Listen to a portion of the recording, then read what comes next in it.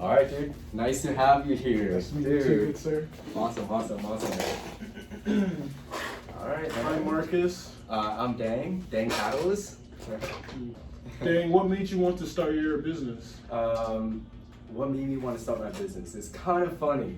I've always been a business guy, but the funny thing is I didn't realize I had a business right under my nose. I joined my fraternity. We always had to do our own paddle, right? Whoa, and then, what's your fraternity? Alpha Sigma Lambda. Okay. Alpha Sigma Lambda of Cal Poly Pomona.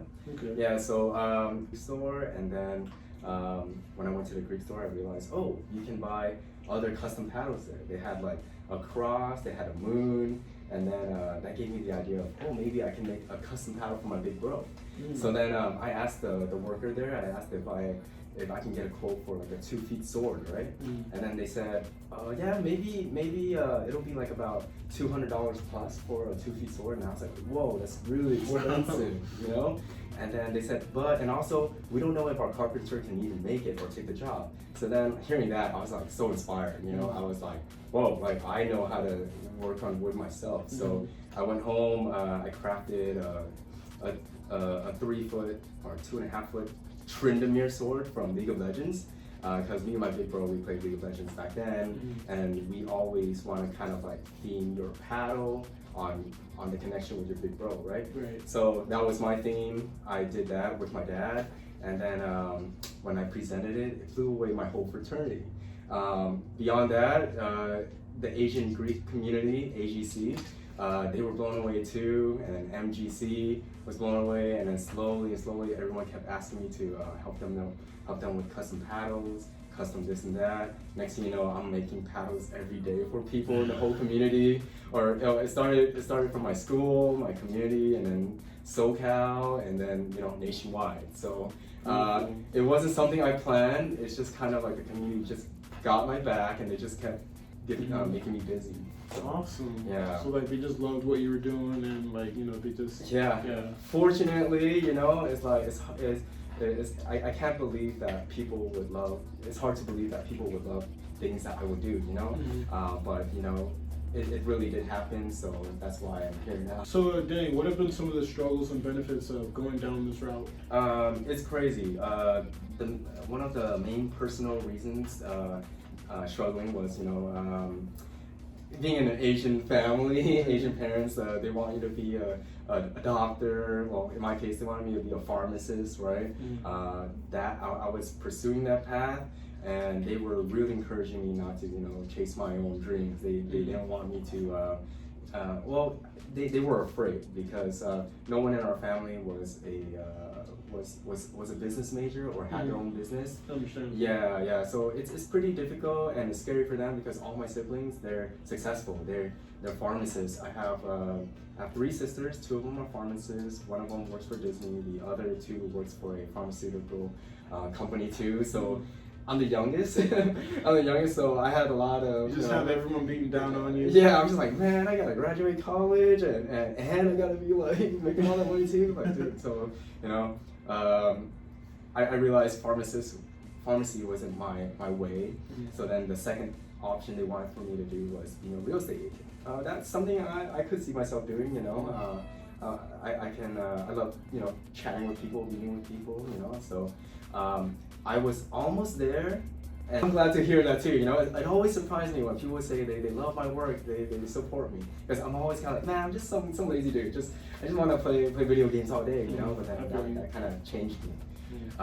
So that was like my initial struggle, the family, just trying to choose my path. And in the end, I guess that's the thing that differentiates you and separates you as a kid or an adult, you know what I mean? So from there, I decided I'm gonna be DANGPADDLES. I'm gonna keep helping people on what I love doing, And then the second thing that was difficult is, all right, great. Now that I've decided on this path, I'm just one guy. I'm just one kid.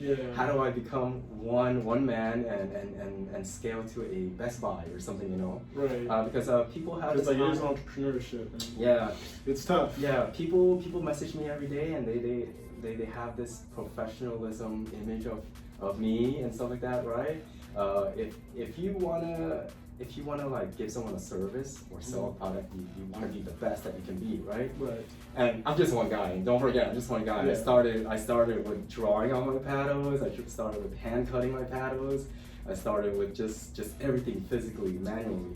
It used to take me like 5 hours to make one paddle because I had to draw and perfect everything, you know. So that was my biggest challenge in the beginning, and still now, because I always want to be like the best of my best.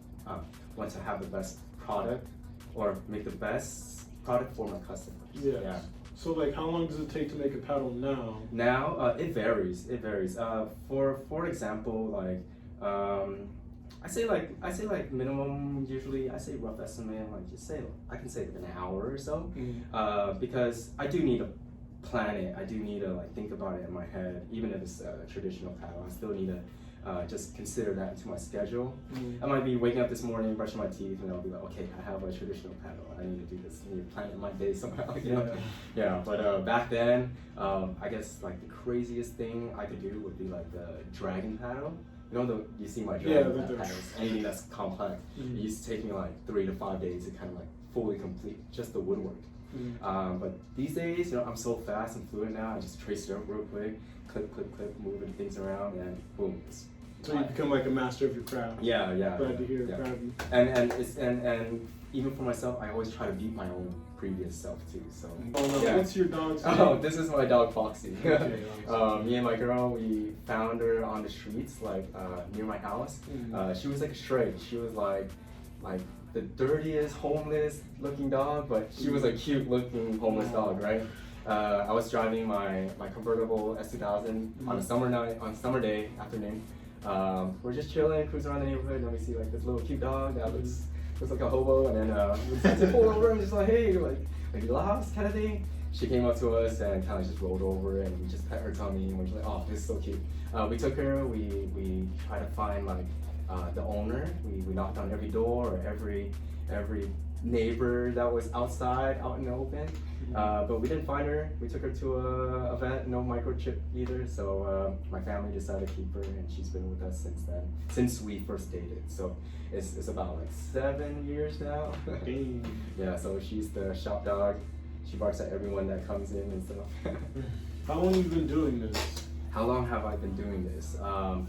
My first paddle was when I first crossed, which is fall 2010. So since then, that's like about, you can say 14 years now, 13, 14 years. But officially, I took the name DANGPADDLES in 2012. Yeah, so it's quite a bit now. Yeah. More than a decade. It's crazy. I do when you retire. To be honest, I don't want to retire. I love my work. Like you know, a quick fact about myself, before DANGPADDLES, I was just this lazy kid that I enjoy my time off. I enjoy just playing video games and doing nothing, you know. And then explain how you felt when you saw my paddles given to people, you know. Like asking around, like, where'd they get the paddle from? And then like, yeah, you come oh out. shit, yeah, that's literally what they say about you. Yeah, motivation that keeps me going for DANGPADDLES. You know, I could be some lazy dude, but no, I gotta get up every day to make sure my orders get out on time, so that people like you and other customers, they can have their same moments, like when they get to the big sis or big bros, because it's like priceless. You remember that moment for life, you know? Yeah, so. And people like keep it up for 2 decades even. Yeah, no, for sure. Speaking about decades, that's why like I try to help people design paddles that are so unique that stray away from just the traditional look, because sometimes the traditional paddle, the shelf life might be just how long you are in Greek life, you know, maybe a year or two until you start cleaning up. I mean, I still have my traditional paddles. There are traditional paddles I got from my little bros and little sis. I told them they had to get me a traditional paddle, because when they first got me as a big bro, they were like, man, like, my big bro is the paddle guy, like, what do we get him, you know? But, you know, I just made it easier for them. I was like, hey, you know, I've been in Greek life all my whole life, all I want is just traditional paddles, and then that's what I wanted. Little bro, Michael Poon, Brian May, and Caroline Wu, I still have them in my room. Yeah. How have you managed to keep going for so long? how did I manage to keep going for so long? This kind of like ties to like the previous question because like I just love being there for people. I just love like providing these things that people love from me, and yeah, that thing gets me up and going, gets me waking up every day and brushing my teeth. I gotta get to the shop and make paddles for people because like. So you would say health is important too, like taking good care of your health? Yeah, actually health is important. There are, yeah, actually it's important. It's crazy that you asked me that because there are times where, there are years back then where I'm working 24/7. It's normal for me to work over 12 hours a day, right? But then I realized, what is money if health is not like, if I'm not taking care of my health? Because, you know, if I die in a few years or something, then it is. Like, what does all this matter? Yeah, because I want to keep making paddles for people. So my girl, like, she was like, hey, you need a schedule. So she got me working from Monday to Friday. I used to work every day. I used to work Sundays and stuff too. So after meeting her, she got me to work Monday to Fridays, okay, because I need time for her too, right? And then I learned that eating is important because I'm such a workaholic. I just wanna keep working. Just eat the bare minimum, go drink water, and then so on and so forth. But then I realized I'm way healthier now that I have a schedule, that I eat in the morning. I go work out. I try to work out in the morning too because it's best if I get these things out before I work, you know, because I eat in the morning, have a schedule, I work out, I try to get yoked and stuff like that. Yeah. Otherwise, if I'm not fit, I can't even carry the boards, the wooden boards back there. Some of them are like 4x8, and it's quite heavy. Yeah. You know? Yeah. Thank you again for your time, Dane. For sure. Thank you for coming here. It's great to meet you in person. You. Yeah.